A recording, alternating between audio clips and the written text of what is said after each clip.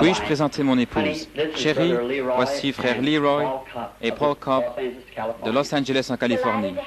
Très heureuse de vous avoir dans notre maison, frère Cobb. Frère Branham, dans vos deux grandes campagnes de Los Angeles, au Calvary Temple, nous avons remarqué que le Seigneur Jésus-Christ a travaillé avec vous d'une façon tout à fait spéciale, avec ses merveilleux dons, le discernement des esprits et des cœurs des hommes, aussi bien que les maladies du corps et les signes miracles. Nous voudrions, frère Branham, en entendre davantage au sujet de ce ministère unique que le Seigneur vous a donné. Très bien, frère Cobb. Commençons depuis le début. Je suis né dans l'est du Kentucky, dans une petite cabane de bois, près de Burkesville au Kentucky. Le matin de ma naissance, mes parents m'ont dit qu'une lumière est venue dans la pièce et est restée suspendue au-dessus de moi. Les gens de ma famille n'étaient pas très religieux. Ils n'allaient pas à l'église. Bien sûr, cela a causé pas mal de troubles parmi eux. Cela m'a suivi tous les jours de ma vie. Récemment, ils en ont pris une photo dans le monde scientifique, comme c'est montré ici. Vous êtes probablement familier avec cette photo. Il a été prouvé par la science que c'était le seul être surnaturel qui a été scientifiquement photographié. À mon opinion, c'est le même ange de Dieu qui a suivi les enfants d'Israël d'Égypte en Palestine. Vous savez en tant qu'érudit vous-même que l'ange de l'Alliance n'était nul autre que notre Seigneur Jésus-Christ. Et ici sur la terre, manifesté dans la chair, il n'a pas proclamé être quelqu'un de grand. Il a dit le Fils ne peut rien faire, à moins que le Père ne lui montre. Dans Saint Jean, au 5e chapitre, peut-être en avez-vous connaissance de cette écriture, Jésus est passé par cette fameuse piscine de Bethesda. Il a trouvé beaucoup d'infirmes là, des aveugles, des estropiés et paralysés, attendant le mouvement de l'eau.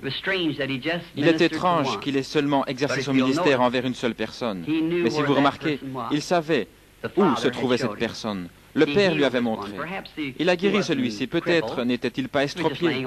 Il était simplement couché sur une palette. Mais Jésus l'a guéri. Ensuite, plus loin dans le chapitre, nous trouvons au verset 19 qu'il était interrogé par les Juifs.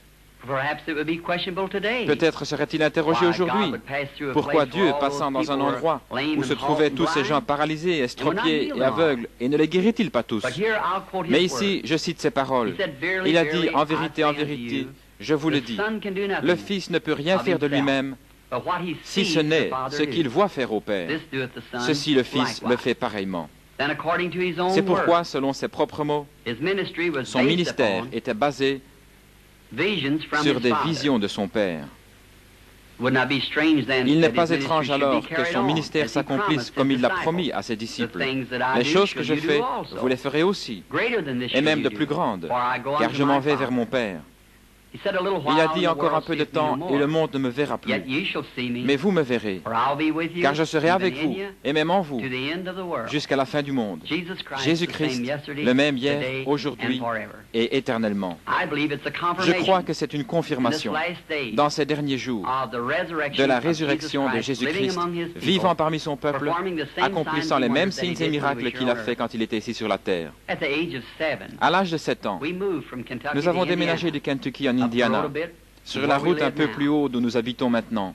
Nous allions chercher notre eau à l'époque d'un puits situé dans un bloc de la cité derrière la vieille maison de campagne.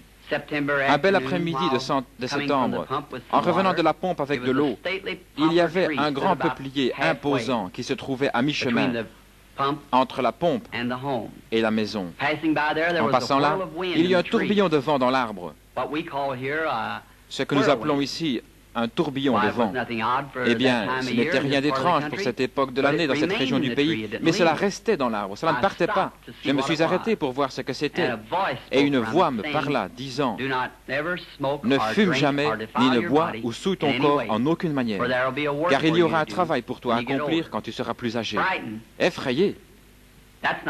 Ce n'est pas un mot à utiliser. J'ai couru rapidement à la maison, disant à ma mère qu'un homme m'avait parlé d'un arbre. Eh bien, elle pensa que j'étais nerveux et elle me mit au lit. Mais à partir de là, des visions commencèrent à venir. Et quand cela vient sur moi, cela produit une vision. Je peux alors dire aux gens ce qui ne va pas avec eux, ce qu'ils doivent faire dans la vie et le péché qu'ils gardent dans leur vie. À l'âge de 37 ans, un soir, je priais dans ma chambre. Quand je suis relevé, j'ai remarqué qu'il y avait une lumière sur le sol. Et en regardant pour voir d'où cela venait d'en haut. La colonne de feu se tenait juste en haut. Elle projetait une lumière sur le sol. J'entendis quelqu'un s'approcher. Je regardai qui venait dans la chambre. Un homme entra dans cette lumière. Une figure humaine. Il devait peser environ 100 kilos. Il avait des cheveux foncés jusqu'à ses épaules, un teint olive, il était pieds nus. Bien sûr, j'étais effrayé. Il me dit, ne crains pas. Dès que j'entendis cette voix, j'ai su que c'était la même voix qui m'avait toujours parlé. Mais c'était la première fois que je le voyais sous une forme humaine. Il dit, je suis envoyé de la présence de Dieu pour te dire que tu dois prier pour des gens malades. De grands signes et prodiges suivront ton ministère. Tu prieras pour des rois et des monarques, etc. Je lui ai dit que j'étais un homme pauvre, que je n'avais pas l'instruction, que je ne serais pas capable de faire ce travail. Il a dit, comme Moïse a reçu 2 signes de la confirmation de son ministère, que je recevrais 2 signes. L'un serait de prier pour les malades, les miracles, et l'autre serait de connaître le secret même du cœur des gens. Je lui ai dit que j'avais prié à ce sujet, que les gens m'avaient dit que c'était du diable, le ministère. Il fit référence à de nombreuses écritures, comme Philippe, trouvant Nathanaël et Nathaël venant vers Jésus. Lorsque Jésus lui a dit où il se trouvait, quand il était sous l'arbre, lorsque Nathanaël l'a trouvé. Et beaucoup d'autres écritures, comme la femme au puits, comment ses péchés lui furent révélés. Lorsque Jésus lui dit qu'elle avait 5 maris, elle courut dans la ville et dit, c'est le Christ. Il fit référence à beaucoup d'autres écritures. Je lui ai dit que j'irais. Il me donna l'assurance qu'il serait avec moi, toujours. Comme vous savez, frère Cobb, et le monde le sait, de grandes choses se sont produites dans le ministère. Nous pensions à ce qu'étaient ces visions, savoir si je m'en souvenais longtemps. Il y a quelque temps, j'en ai une. Il y a 14 ans, pour être exact, d'un petit garçon mort sur le côté de la route, touché par une voiture et tué. Il devait être ressuscité des morts. Eh bien, j'en ai parlé à tout le monde. Cela a été prophétisé à travers les États-Unis et au Canada. Des milliers de Bibles avaient cela écrit sur la page de garde, que cela aurait lieu. Un jour, alors que nous avions une campagne dans les pays scandinaves, nous étions en Finlande, venant de Kuopio, et il y avait un groupe de personnes rassemblées sur le bord de la route. Ils étaient penchés sur une espèce de forme. Nous sommes sortis pour regarder, et voilà, c'était le petit garçon. Toute la scène était exactement ce qu'elle m'avait été montrée. J'ai dit à frère Moore, regarde dans ta Bible, et voici ce n'est pas cette scène. Oui, dit-il. Je me suis agenouillé et j'ai demandé à notre Seigneur Jésus de confirmer sa parole qu'il m'avait montrée et qu'il m'avait dit qu'il allait se produire. Le petit garçon fut ramené à la vie par notre Seigneur Jésus. Il est en vie et en bonne santé aujourd'hui. Frère Cobb, voici quelques-unes des choses que notre Seigneur Jésus fait aujourd'hui dans le ministère qu'il m'a confié. À mon humble opinion, c'est pour confirmer sa parole qu'il a promis qui arriverait en ce jour. Nous le voyons se produire aujourd'hui. Maintenant, en ce qui concerne les campagnes en Israël, frère Cobb, je serais très heureux de servir notre Seigneur en Israël. Je crois que mon ministère sera très efficace pour les Juifs, parce que, comme le dit l'Écriture, les Juifs cherchent des signes, les Grecs la sagesse.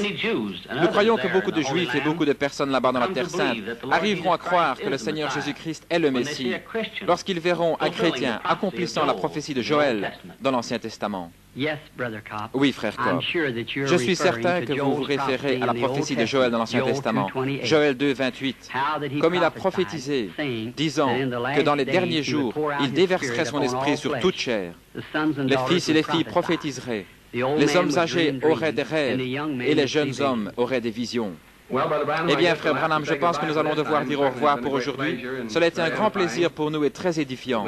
Nous devons y aller. Nous vous verrons, Dieu voulant, à Chicago dans quelques jours. Eh bien, messieurs, cela a été un plaisir de vous avoir à la maison ce soir. Nous prierons ensemble pour le succès de la réunion de Chicago. Et par la grâce de Dieu, j'espère vous rencontrer là dans quelques jours. Voudriez-vous une tasse de thé? Oh, merci beaucoup, Sir Branham.